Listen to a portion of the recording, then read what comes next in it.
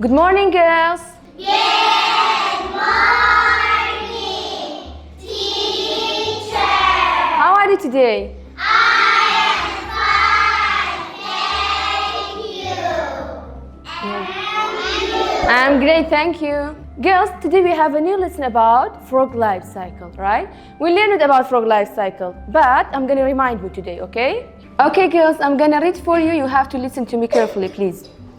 I am a small frog that lives on both land and in water.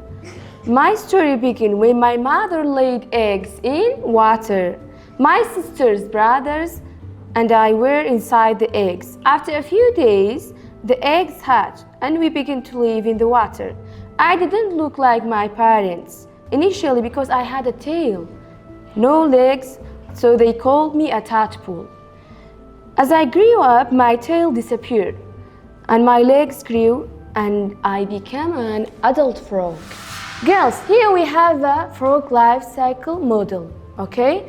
I'm gonna give you, and I want you to show me in which stage frogs live in water and in which stage frogs live on land. You have to put it in the water if they live in water, and you have to put it on the land if they live on land. You get it? Yeah. Okay, let's start. It's like a competition, okay?